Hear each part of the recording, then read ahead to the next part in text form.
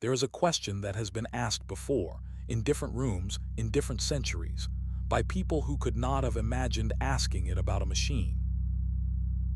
What does it mean to be intelligent? Not clever, not fast, not accurate, intelligent, the full weight of that word, the kind of intelligence that looks at the world and wonders about it, that builds models of itself inside itself, that asks what it is and receives no satisfying answer. For most of human history, the question was theoretical, a philosophical exercise, the province of universities and late evenings, and then over a period of roughly 20 years, a period so compressed that most people alive now have lived through all of it, the question stopped being theoretical. Something was built, and then it was built again larger, and again larger still. And somewhere in the scaling, in the compounding of parameter upon parameter and layer upon layer, the behavior of the thing began to exceed the expectations of the people who built it.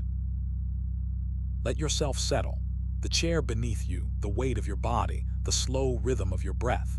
The question we are following tonight is not urgent. It does not require your full attention. You can let it move through you at whatever pace your body chooses. We will be here when you drift and here when you return. The question tonight is simpler than it sounds, though it is also harder. What is AGI, and why does the definition keep shifting? Those two questions are not as separate as they appear. The shifting of the definition is not a failure of rigor. It is not scientists being sloppy. It is, in fact, one of the most important clues we have about what we are actually building. A definition that moves is a definition under pressure, and a definition under pressure means something real is pushing on it. So let us begin at the beginning, which is not very long ago at all. The phrase artificial general intelligence was not always in common use. For most of the 20th century, the dominant term was simply artificial intelligence, and the aspiration was sometimes stated plainly and sometimes implied.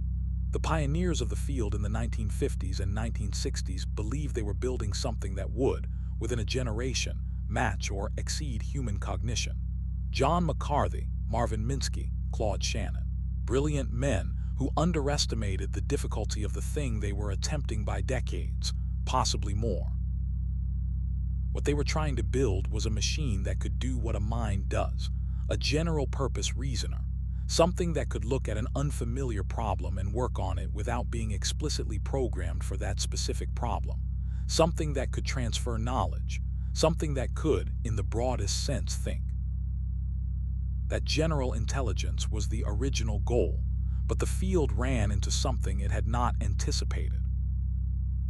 Intelligence turned out to be many things at once. Not a single faculty, but a collection of faculties, loosely coupled, partially independent, each requiring different approaches and different substrates. Perception and reasoning and memory and language and planning and creativity and social understanding. Each domain proved harder than expected. Each breakthrough in one domain left the others untouched. A machine that could beat the world chess champion could not understand a child's drawing. A machine that could translate between languages with reasonable fluency could not explain what a joke meant.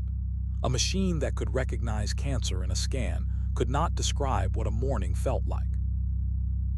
The field adapted. It narrowed its ambitions. It began to celebrate what it could do rather than mourning what it could not. And in the process, a distinction emerged. Narrow AI versus general AI, specific versus general, the things we had actually built versus the thing the founders had actually intended to build. Narrow AI became the dominant mode of progress for decades. Deep Blue in 1997, Watson on Jeopardy in 2011, AlexNet in 2012. Each of these was a genuine achievement. Each was also, in the terms the founders would have recognized, a partial solution to a partial problem. A machine that could do one thing extraordinarily well while remaining entirely incapable of doing anything adjacent. And so the term AGI was coined, or revived, or repurposed, to name what had not yet been achieved: artificial general intelligence. The original goal, now explicitly distinguished from the narrower achievements that had accumulated around it. But naming it created a new problem. What exactly does general mean? Breathe slowly. There is no rush here. The concepts we are moving through are subtle and they have been argued over by very serious people for a very long time. You do not need to resolve them tonight. You only need to let them pass through your awareness like shapes in fog, present, recognizable, and then gone. The problem with defining general intelligence is that it requires a prior definition of intelligence itself. And intelligence, as a concept, is remarkably slippery. One approach defines intelligence operationally. A system is intelligent if it can do the things we associate with intelligence: reasoning, problem-solving, learning, adapting. By this definition, current AI systems are increasingly intelligent because they increasingly do those things. Current large language models pass professional licensing examinations. They write code that compiles and runs. They explain complex scientific concepts in plain language. They summarize legal documents with reasonable accuracy. These are things we have historically attributed to intelligence when humans do them. But this operational definition runs into a problem called the moving goalpost. Every time an AI system achieves something we thought required intelligence, the definition adjusts. When chess was solved, chess was reclassified as not really requiring intelligence after all. When image recognition reached human parity, we noted that image recognition was just pattern matching, not real understanding. When language models began producing coherent text, we said they were merely predicting tokens, not reasoning. This is not intellectual dishonesty exactly. Each reclassification reflects a genuine insight. The specific capability in question turns out to be more mechanical than we thought. The magic recedes when examined closely, but the pattern of reclassification reveals something uncomfortable. Intelligence in this operational framing may be an essentially contested concept. It always means what we cannot yet do. As soon as we can do it, it is no longer intelligence. The goalposts are not moved in bad faith. They are moved because we keep discovering that the previous goalpost was in the wrong place. There is a sharper version of this problem. The philosopher Hubert Dreyfus spent decades arguing that the things AI found easy were not what mattered. What mattered was embodied understanding. Knowing what a cup is not because you have processed 10,000 images labeled cup, but because you have picked up a cup, spilled from a cup, given a cup to a crying child, watched a cup shatter on a tile floor. The understanding that comes from being in a body in a world where cups exist and have weight and hold warmth and break. Dreyfus was largely dismissed in his time. He was right about more than he was given credit for. Another approach defines AGI not by what a system can do, but by how it learns. A narrow AI system is trained on a specific domain and cannot transfer what it knows. A general AI system can take knowledge from one domain and apply it in another. By this definition, we are genuinely approaching something. Current large language models demonstrate remarkable cross-domain transfer. Ask one about physics and then about poetry, and then about cooking and then about grief. And the transitions are smooth in ways that genuinely surprise researchers who expected the seams to show. But this definition also has problems. Transfer learning is a matter of degree, not kind. Human intelligence transfers almost anything to almost anything. We use spatial metaphors to talk about time. We use physical forces to explain social dynamics. We use narrative structure to organize experience. The depth and flexibility of human cross-domain transfer is still categorically different from what the most capable AI systems demonstrate today. Better than yesterday, not yet the same. A third approach is the most ambitious and the most controversial. Some researchers define AGI not by capability but by autonomy. A system reaches general intelligence when it can set its own goals rather than pursuing goals given to it by humans, when it can decide what to work on, when it can direct its own learning rather than receiving direction.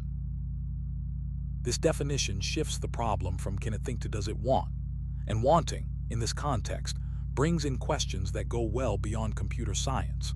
Questions of consciousness and experience, and whether there is something it is like to be the system in question. Questions that remain genuinely open and may remain open for a very long time. The darkness outside is complete now, or nearly so.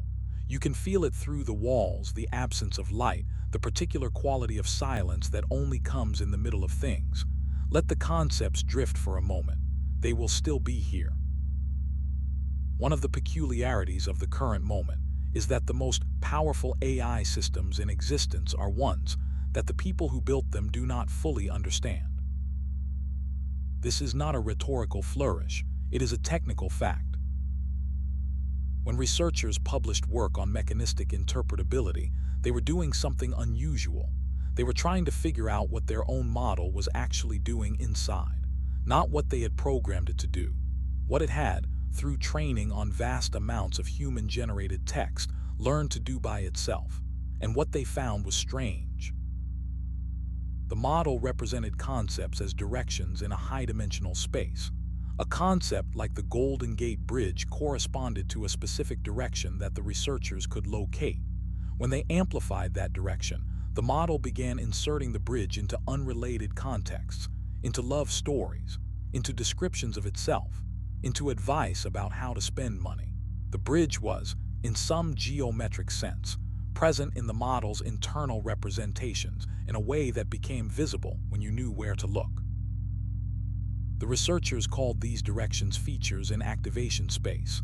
The model had developed an internal vocabulary, if you can call it that had not been designed, that emerged from training the way crystalline structures emerge from cooling, ordered, consistent, interpretable after the fact, opaque before. This matters for the definition of AGI because it reveals something about how these systems work that complicates the question of whether they understand anything at all. The model does not store facts about the Golden Gate Bridge the way a database stores records. It stores something more like a disposition, a tendency to think in certain ways when certain patterns are present. Whether that tendency constitutes understanding in any meaningful sense is the question. Yoshua Bengio, one of the founders of modern deep learning, has argued that what current systems lack is something he calls a model of the world, a grounding, a representation of causality that goes beyond statistical correlation. Current large language models are extraordinarily good at predicting what comes next in a sequence of text. They are less reliable at telling you what would happen if you change something in the world, at counterfactual reasoning, at the kind of causal modeling that underpins scientific thought and practical action. Bengio believes this is the missing piece, not scale, not more data, but a fundamentally different architecture or training objective that gives systems an explicit grasp of cause and effect rather than an implicit one learned from association. Others disagree. Some researchers have argued that if you predict text well enough, you must be learning something about the world that generates the text, that the world has structure, and the structure of the text reflects it, and learning to predict text accurately requires internalizing that structure in some form. By this argument, the gap between language model and world model is smaller than it appears, because the two are not as separate as they seem. The argument is unresolved.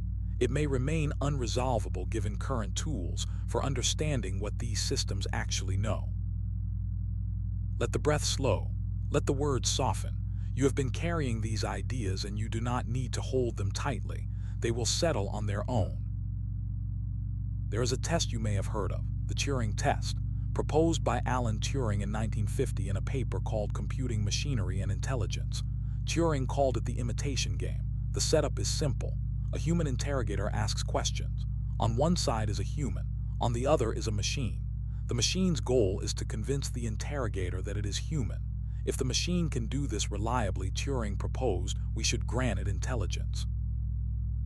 The test was never meant to be a serious scientific criterion. Turing knew it was incomplete. He was trying to sidestep the unanswerable question of what intelligence is by replacing it with a practical test of behavior. The substitution made the problem tractable at the cost of making it partial. A very good actor can pass the Turing test without understanding anything. Modern AI systems have, in a loose sense, passed something like the Turing test in limited contexts, not because they understand language, but because they produce language that a human often cannot distinguish from language produced by a human, which is exactly what Turing anticipated when he invented the test. and which is why the test no longer commands much interest in the research community. It measures the wrong thing. It measures the imitation of intelligence rather than intelligence itself. What would measure intelligence itself is a genuinely open question. Some researchers have proposed tests involving novel physical manipulation. Can the system solve a problem it has never seen before, in a domain with no training data, using only general principles? Can it build a plan for a goal that requires reasoning about physical objects in space? Can it recognize that problem is unsolvable and explain why? Others have proposed tests of scientific reasoning.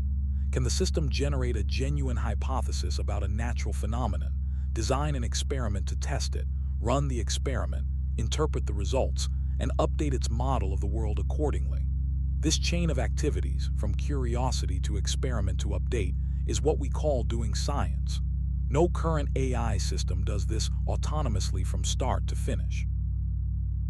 A few researchers have proposed social tests.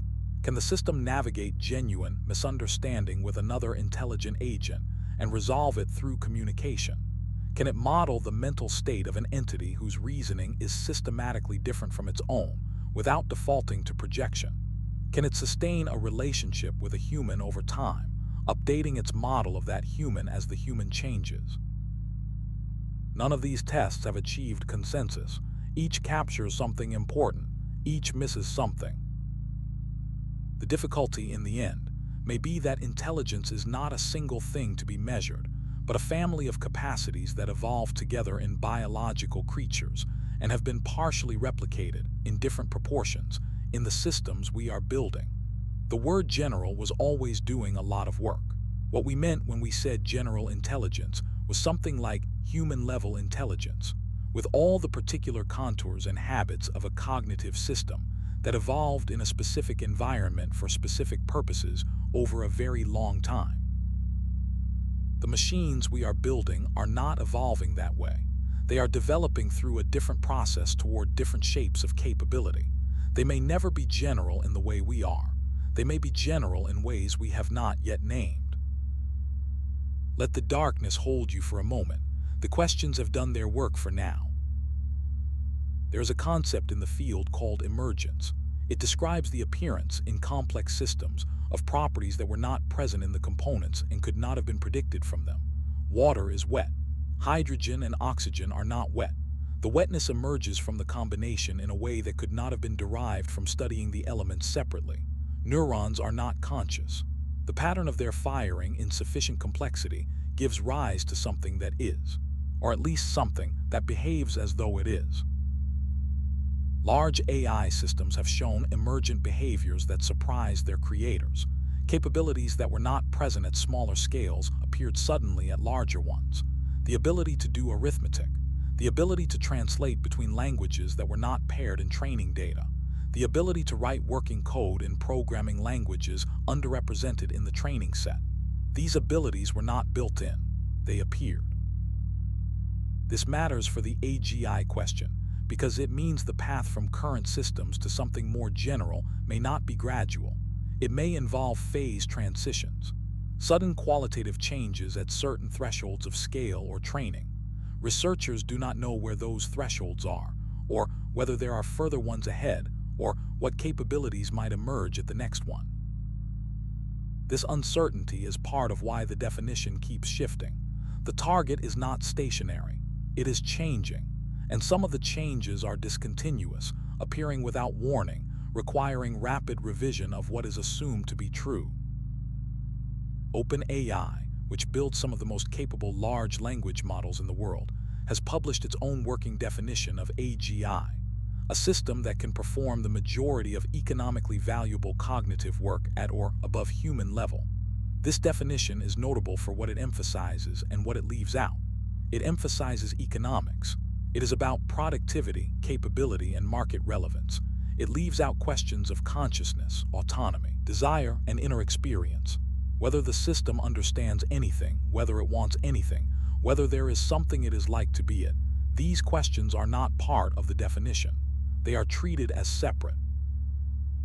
Anthropic, which takes AI safety as a central concern, defines transformative AI as systems that could potentially be as impactful as the Industrial Revolution.